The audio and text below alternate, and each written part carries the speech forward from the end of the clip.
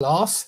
This is the last class on money, and the next class will be crime vocabulary, because that's where this this very small half-written book goes next. It goes on to the topic of crime. But we will do a little bit of revision with money today. So there will be lots of phrases that we've already done in the previous few classes, and we will repeat these phrases to try to memorize this money vocabulary. Of course, repetition is the way to learn anything. So correct the collocation and phrasal verb errors in the following sentences. Have a look at number 1, and I will put all of these exercises on skype-lessons.com. You need to go to skype-lessons.com if you want to find any of my English classes or any of my exercises that I constantly write for my students. You will not find them on YouTube. I want to make that very clear. So let's have a look at these questions.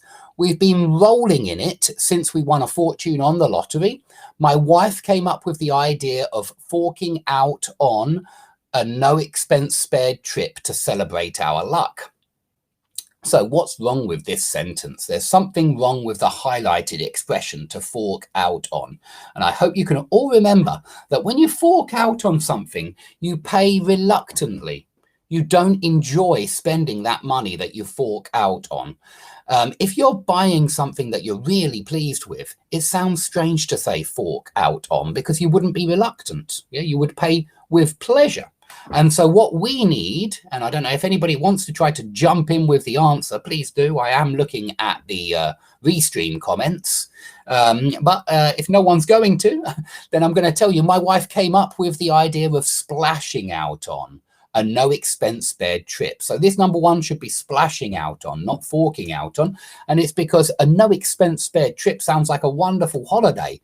And it sounds like they're rolling in it. Yeah, they won a fortune on the lottery. So they're going to be splashing out on a no expense spared trip. Yeah, and please remember these other interesting pieces of vocabulary, like no expense spared trip. Yeah, it's quite common. It's a compound adjective. And remember, rolling in it. When you are rolling in it, you've got loads of money. Yeah, the idea is that you've got so much money, you're rolling around in it like a bath of money, something like that. Okay, the next one, number 2. That new car of yours must have cost a leg and an arm. I see that money is no object when you are buying a vehicle. Okay, remember, money is no object. It means that money is not important to you because you have so much money. You are filthy rich. It's another way of saying it, filthy rich. So good morning, Mary. So there's a little problem here. Okay, a little bit of advice for me there on my phone. Thank you, Al. But there's a problem here with the highlighted part. We don't say it costs a leg and an arm. We say it costs an arm and a leg. Yeah, that's the idiomatic expression. If something costs an arm and a leg, it's very expensive. Yeah, it would cost you a lot if you lost your leg and your arm, if you had to pay with a leg and an arm to buy something. And that's the idea, that your leg and your arm are precious. And so they cost a lot. And so if you spend, if something costs an arm and a leg, it costs loads of money. But remember, money is no object because it's a useful one. Okay, the next one. If you don't compare prices in other shops, you will end up paying over the odds. That's a good expression. To pay over the odds means to pay too much, to pay more than the going rate. Do you remember the going rate was the typical cost? So you pay more than the going rate when you pay over the odds. Good morning, Romelia. Check out some other websites or you risk throwing your money up the gutter. This is a little bit incorrect. The phrase is not to throw your money up the gutter. It's to throw your money down the drain, yeah, or down the toilet. You could say that as well and it would work. To throw your money down the drain means to waste money. Yeah, it means you're spending money and it's going on nothing. So, I mean, if you're wasting it on... So here you're wasting it because some websites sell these things at a price much higher than the going rate. And so you're throwing your money down the drain if you buy them from the expensive websites with exorbitant prices. You need to be more careful with your money. Otherwise, you'll fritter it away. Yeah, you'll waste it. You'll just spend it all very, very quickly. So good morning, Mohsin. Okay, as he had recently come into a lot of money, he ought to put some aside for a rainy day. It's so easy to run through a huge sum quickly, and the last thing he wants is to waste it all away in a matter of weeks. So to come into a lot of money means to suddenly get a lot of money. You normally come into a lot of money with a win on the lottery, or maybe somebody dies in your family and you inherit their money or their house. So if you come into a lot of money, often it means inherit, but it does mean suddenly. It doesn't have to mean inherit. It means suddenly acquire a lot of money. And when you put some aside, you save money. You can also set some aside for a rainy day. Good expression to set some aside for a rainy day, because it's easy to run through a huge sum quickly. So to run through a huge amount of money means to spend it. Yeah, to spend it very quickly. We've all done it before. Yeah, we've all got a load of money and then run through it really quickly.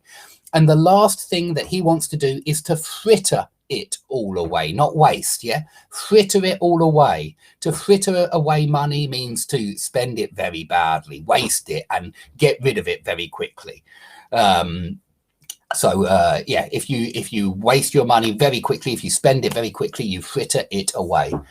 Okay, and last one, we will have to splash out a great deal of money on taxes at the end of the month.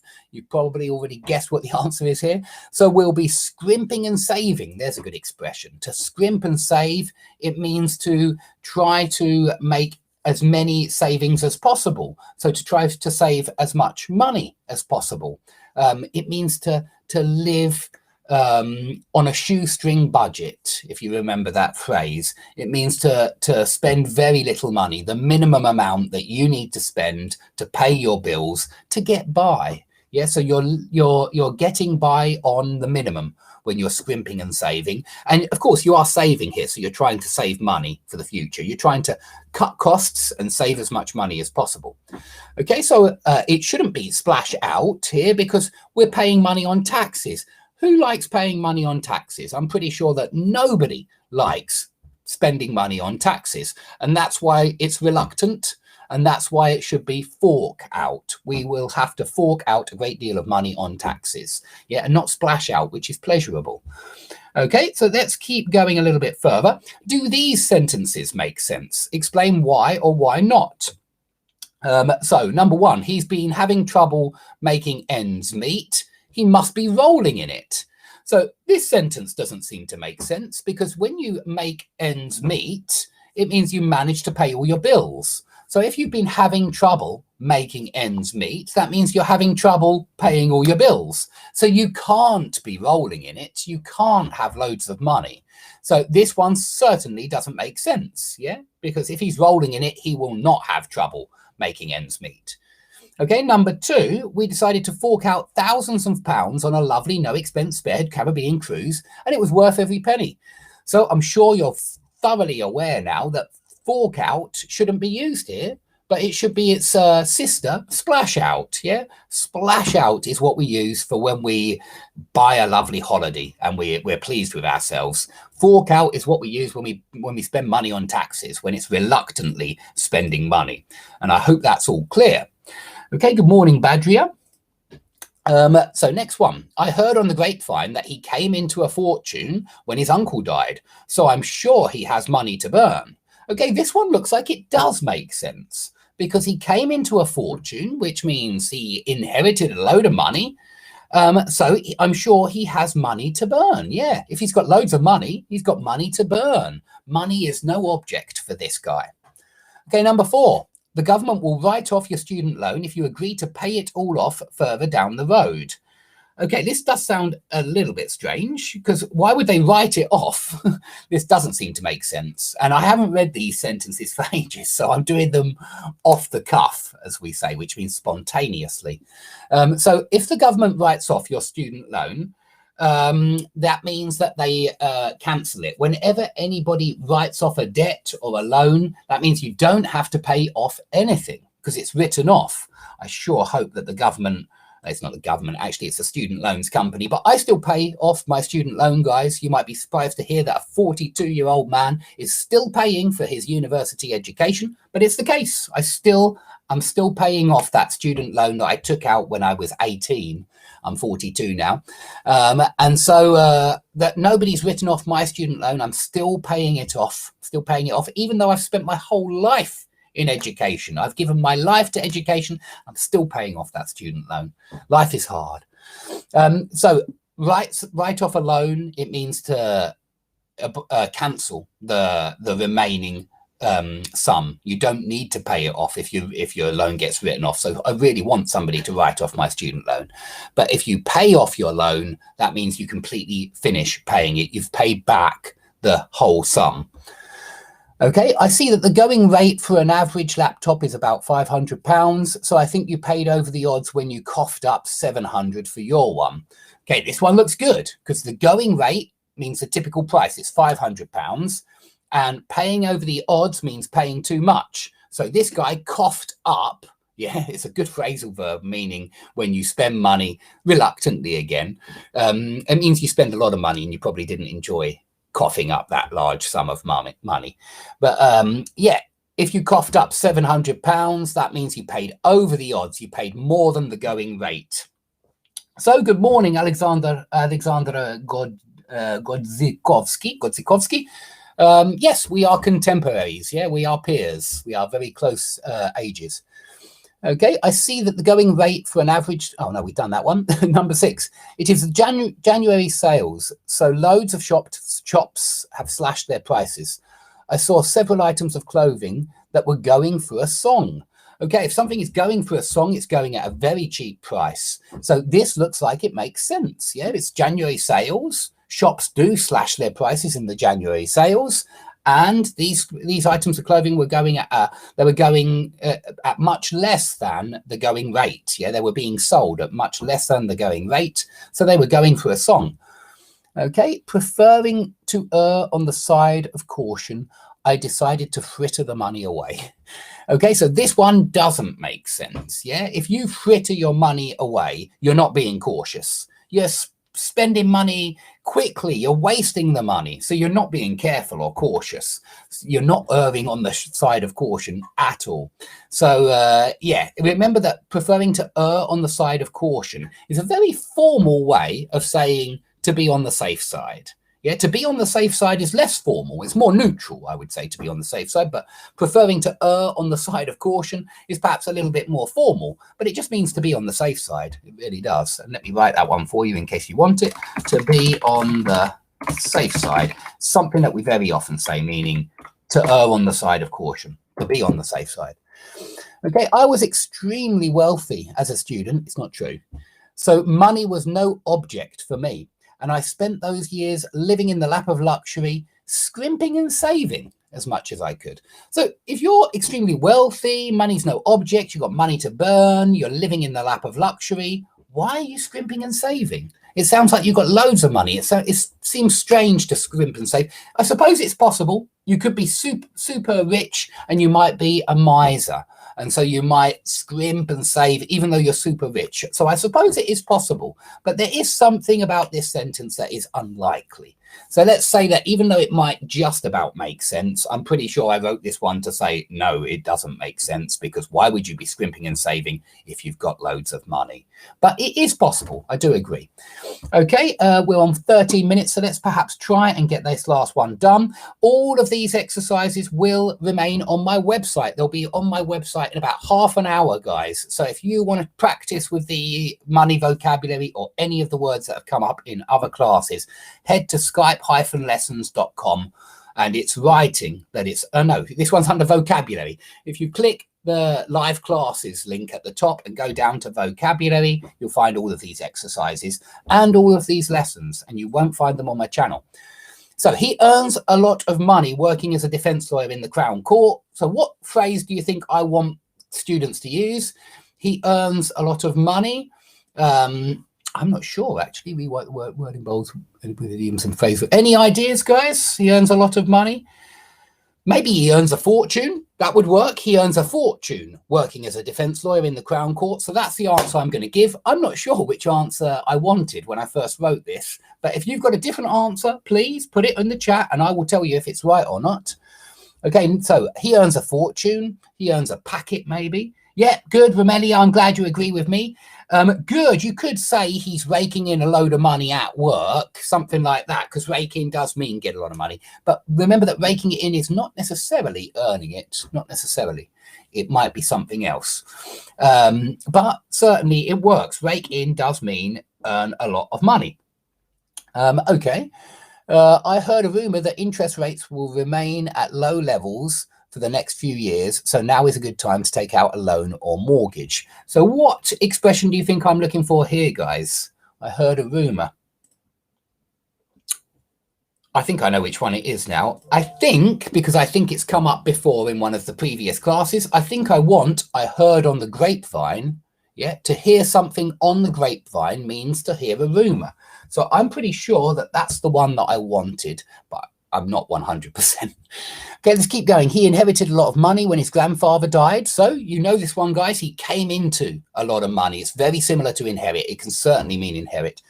He ought to err on the side of caution and put it aside for a year or two. If he doesn't, he will waste it all. He will fritter it all away. Yeah, we just done fritter it all away, fritter it all away. You splashed out on a new Ferrari. That must have cost a fortune, must have cost an arm and a leg. Yeah, it must have cost an arm and a leg. I hope you didn't pay too much for it. I hope you didn't pay over the odds for it. I hope you didn't pay more than the going rate for it. Yeah, I hope you didn't pay through the nose for it. That's another one. To pay through the nose for something, it means to pay far too much money. So there's one other one which you could use to pay through the nose. They fell madly and deeply in love. I think this one's head over heels in love. Yeah, guys, because I remember I saw it on the picture. So they fell madly and deeply in love. They fell head over heels in love, planning an extravagant wedding with a honeymoon in the Caribbean. So we've had this already today, guys, a no expense spared wedding. Yeah, they didn't spare any expenses. They just splashed out and splashed out. They spent so much money on this wedding. So it was extravagant. Okay, and last one, if you keep wasting your money on nothing, your parents will need to rescue you financially. Do you really want to resort to their help? Okay, so if you keep wasting your money on nothing, throwing your money down the drain seems to be the one I think I was probably thinking of. If you keep throwing your money down the drain, your parents will need to bail you out. Remember this, bail somebody out. It means rescue financially by giving them a load of money. It's from prison, you know, where you go, not prison, but when you get arrested, somebody can pay your bail to get you released. And so they bail you out of prison or out of the cells anyway. And that's where it's from. So your parents will need to bail you out. Do you really want to resort to their help? Okay, fall back on their help. Do you really want to fall back on their help? Yeah, it's obviously not a desirable position to be in. Okay, guys, so that's all for today. We're before 20 minutes, which is nice. That's where I want it. I might make another class today. I'm not sure, actually. I might do possibly an essay class, because I do like doing those writing classes. I think they're very useful for my own students. And so I want to keep making a lot of material for them. It means that they can focus on their mistakes. And of course, guys, naturally, you understand they are my priority.